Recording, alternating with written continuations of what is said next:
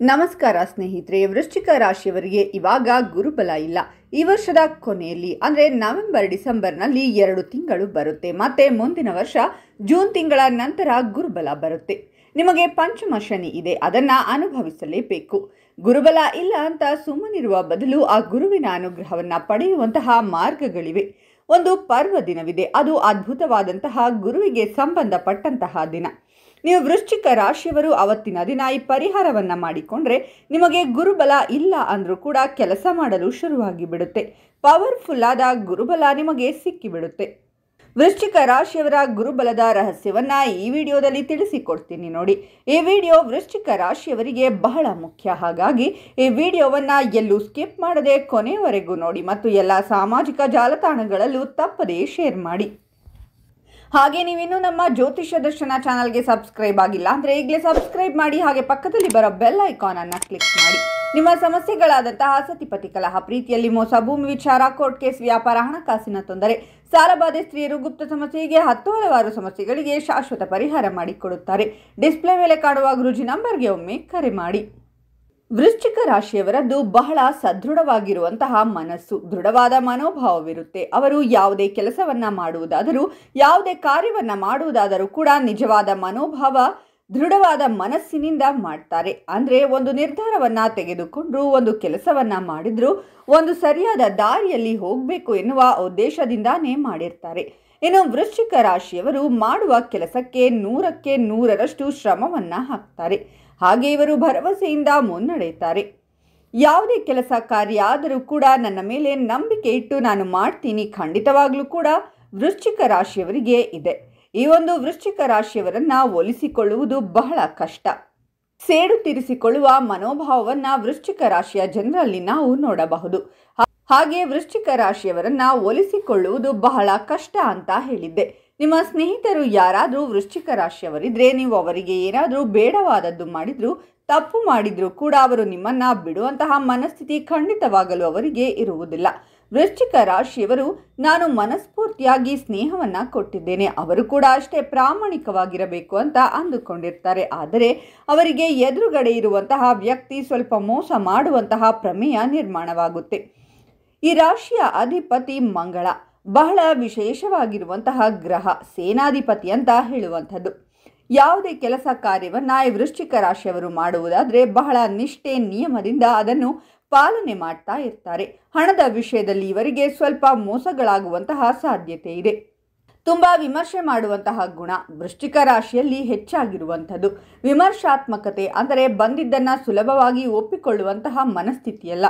ಪ್ರತಿಯೊಂದನ್ನ ಕೂಡಿ ಕಳೆದು ಎಲ್ಲವನ್ನ ಮಾಡಿ ತಂದೆ ತಾಯಿ ಅಥವಾ ಪ್ರೀತಿ ಪಾತ್ರರನ್ನ ನೀವು ವಿಮರ್ಶೆ ಮಾಡಿ ಅನಂತರದಲ್ಲಿ ಅವರು ಏನೇ ತಪ್ಪು ಮಾಡಿದರೂ, ಸರಿ ಮಾಡಿದರೂ ಅವರಿಗೆ ಅದು ತಪ್ಪಾಗಿದ್ರೆ ತಪ್ಪೆ, ಸರಿ ಇತ್ತು ಅಂದರೆ ಸರಿನೇ.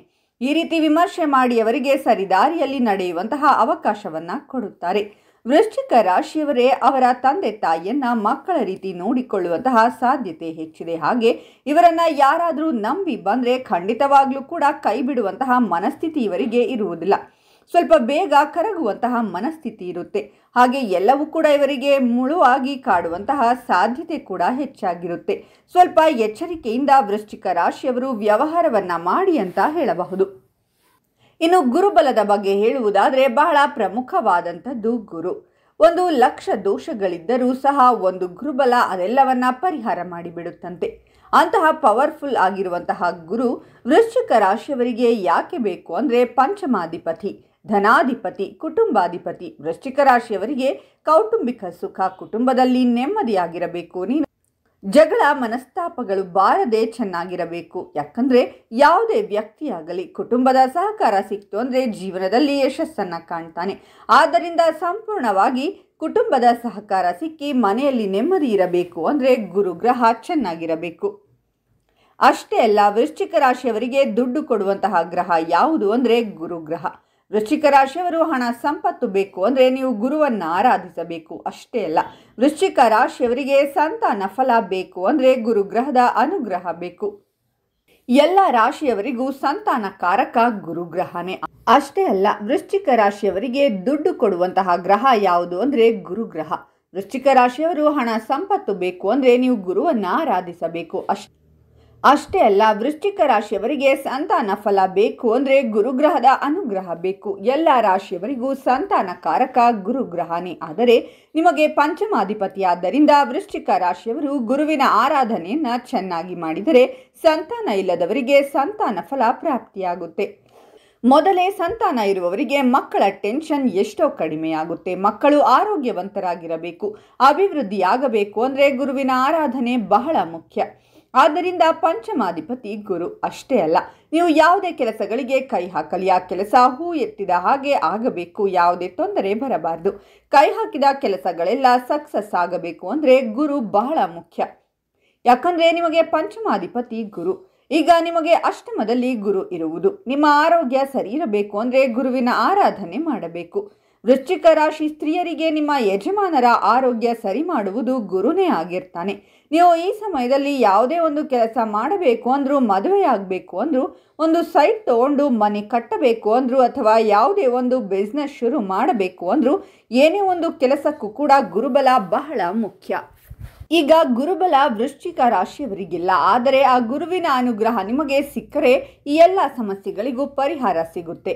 ಹಾಗಾದರೆ ಏನು ಮಾಡಿದರೆ ಗುರುಬಲ ಚೆನ್ನಾಗಿ ಆಕ್ಟಿವೇಟ್ ಆಗುತ್ತೆ ಅನ್ನೋದಾದರೆ, ಈ ದಿನದಂದು ನೀವು ಗುರುವಿನ ಆರಾಧನೆ ಮಾಡಿ. ಆ ದಿನ ಯಾವುದು ಅಂದರೆ ಜುಲೈ 10ನೇ ತಾರೀಕು ಗುರುವಾರ. ಆ ದಿನ ಗುರು ಪೌರ್ಣಮಿ, ಬಹಳ ಅದ್ಭುತವಾದಂತಹ ದಿವಸ. ಆ ದಿನ ಗುರುವಿನ ಆರಾಧನೆಗೆ ಬಹಳ ಪ್ರಮುಖ ದಿನವಾಗಿರುತ್ತೆ. ಆ ದಿನ ನೀವು ಗುರುವಿನ ಆರಾಧನೆಯನ್ನು ಮಾಡಿದರೆ ನಿಮ್ಮ ಎಲ್ಲ ಸಮಸ್ಯೆಗಳಿಗೂ ಪರಿಹಾರ ಸಿಗುತ್ತೆ. ಈ ದಿನದಂದು ನಿಮಗೆ ಏನೇ ಕೆಲಸ ಇದ್ದರೂ ಸ್ವಲ್ಪ ಬಿಡುವು ಮಾಡಿಕೊಂಡು ನೀವು ಗುರುಮಠಕ್ಕೆ ಹೋಗಿ ಬಂದರೆ ತುಂಬ ಒಳಿತಾಗುತ್ತೆ. ಗುರುವಿನ ಪೂಜೆಯನ್ನು ಮಾಡಿ, ಗುರುವಿಗೆ ಏನಾದರೂ ಭಕ್ತಿಯಿಂದ ಹೂವು, ಹಣ್ಣು, ವಸ್ತ್ರ, ಕಾಣಿಕೆಗಳನ್ನು ಸಮರ್ಪಣೆ ಮಾಡಿ ನಮಸ್ಕಾರ ಮಾಡಿಕೊಳ್ಳಿ. ಮಂತ್ರಾಕ್ಷತೆಯನ್ನು ಪಡೆದು ಬಂದರೆ ಅತ್ಯದ್ಭುತವಾಗಿ ಗುರುಬಲ ಕೆಲಸ ಮಾಡಲು ಶುರುವಾಗುತ್ತೆ. ಅದನ್ನು ಹೊರತುಪಡಿಸಿ ನೀವು ಏನು ಮಾಡಬೇಕು ಅಂದರೆ, ನೀವು ಮಂತ್ರಾಲಯಕ್ಕೆ ಹೋಗಿ ರಾಘವೇಂದ್ರ ಸ್ವಾಮಿಗಳ ದರ್ಶನ ಮಾಡಿ ಬನ್ನಿ, ಅಥವಾ ನೀವು ಶಿರಡಿಗೆ ಹೋಗಿ ಸಾಯಿಬಾಬಾ ದರ್ಶನ ಮಾಡಿ ಬನ್ನಿ, ಅಥವಾ ಗಾಣಗಾಪುರಕ್ಕೆ ಹೋಗಿ ದತ್ತಾತ್ರೇಯರ ದರ್ಶನ ಮಾಡಿ ಬನ್ನಿ. ಹೀಗೆ ಇನ್ನೂ ಹಲವಾರು ಗುರು ಸನ್ನಿಧಾನಗಳಿವೆ. ಅಲ್ಲಿ ಹೋಗಿ ದರ್ಶನ ಮಾಡಿ, ನಿಮ್ಮ ಕೈಲಾದ ಸೇವೆಯನ್ನು ಮಾಡಿ, ಪ್ರಾರ್ಥನೆಯನ್ನು ಮಾಡಿ, ಆ ಕ್ಷೇತ್ರದಲ್ಲಿ ಪ್ರಸಾದ ಭೋಜನ ಮಾಡಿದರೆ ಸಾಕು, ನಿಮಗೆ ಅದ್ಭುತವಾದಂತಹ ಗುರುವಿನ ಅನುಗ್ರಹವಾಗುತ್ತೆ. ಇದ್ಯಾವುದು ಆಗಿಲ್ಲ ಅಂದರೂ ನಿಮ್ಮ ಮನೆಯ ಹತ್ತಿರ ಇರುವಂತಹ ಗುರು ರಾಘವೇಂದ್ರ ಸ್ವಾಮಿಯ ಸನ್ನಿಧಾನಕ್ಕೆ ಹೋಗಿ ಅಲ್ಲಿ ಪ್ರದಕ್ಷಿಣೆ ಹಾಕಿ, ಅಲ್ಲಿ ಅವತ್ತಿನ ದಿನ ಕಡ್ಡಾಯವಾಗಿ ಅರಿಶಿಣ ಬಣ್ಣದ ವಸ್ತ್ರದಲ್ಲಿ 1 kg ಕಡಲೆ ಕಾಳನ್ನು ಗಂಟು ಕಟ್ಟಿ, ಎಲೆ ಅಡಿಕೆ, ತೆಂಗಿನಕಾಯಿ ದಕ್ಷಿಣೆ ಸಹಿತ ಗುರು ಸನ್ನಿಧಾನದಲ್ಲಿ ಅರ್ಪಿಸಿ ನಮಸ್ಕಾರ ಮಾಡಿ ಬಂದರೆ ಗುರುವಿನ ಅನುಗ್ರಹವನ್ನು ಪಡೆದುಕೊಳ್ಳಬಹುದು. ಇದ್ಯಾವುದೂ ಆಗಿಲ್ಲ ಅಂದರೆ ಮನೆಯಲ್ಲಿದ್ದರೂ ಕೂಡ ಆ ದಿನ ಬೆಳಿಗ್ಗೆ ಬೇಗ ಎದ್ದು ಸ್ನಾನ ಮಾಡಿ ಕುಳಿತುಕೊಂಡು ದತ್ತಾತ್ರೇಯ ವಜ್ರಕವಚ ಸ್ತೋತ್ರ, ದತ್ತಾತ್ರೇಯರ ಸ್ತೋತ್ರಗಳು, ಗುರುಗ್ರಹದ ಅಷ್ಟೋತ್ತರ, ರಾಘವೇಂದ್ರ ಸ್ವಾಮಿಯ ಸ್ತೋತ್ರಗಳು, ಗುರುವಿನ ಸ್ತೋತ್ರಗಳನ್ನು ಪಠಣೆ ಮಾಡಿ, ಕೈಲಾದರೆ 1 ಹೊತ್ತು ಉಪವಾಸವನ್ನು ಮಾಡಿ, ಆ ಇಡೀ ದಿನ ಈರುಳ್ಳಿ ಬೆಳ್ಳುಳ್ಳಿಯನ್ನು ತಿನ್ನಬೇಡಿ, ಮಾಂಸಾಹಾರವನ್ನು ಸೇವಿಸಬೇಡಿ. ಅದ್ಭುತವಾದಂತಹ ಪರಿಹಾರವನ್ನು ನೀವು ಕಾಣಬಹುದು. ನಿಮ್ಮ ಸಮಸ್ಯೆಗಳೆಲ್ಲ ಬಗೆಹರಿಯುತ್ತೆ. ಮೊದಲು ನೀವು ಈ ಕೆಲಸವನ್ನು ಮಾಡಿ ಬನ್ನಿ. ಯಾಕಂದರೆ ಈ ರೀತಿ ಮಾಡುವುದರಿಂದ ಖಂಡಿತವಾಗಲೂ ನಿಮಗೆ ಗುರುವಿನ ಬಲ ಪರಿಪೂರ್ಣವಾಗಿ ಪ್ರಾಪ್ತಿಯಾಗುವಂತಹ ಸಾಧ್ಯತೆ ಬಹಳ ಜಾಸ್ತಿ ಇದೆ. ಇನ್ನು ನೋಡಿದ್ರಲ್ಲ ಸ್ನೇಹಿತರೆ, ವೃಶ್ಚಿಕ ರಾಶಿಯವರು ನಿಮ್ಮ ಜೀವನದಲ್ಲಿ ಬಹಳ ಕಷ್ಟಗಳನ್ನು ಅನುಭವಿಸಿರುತ್ತೀರಾ.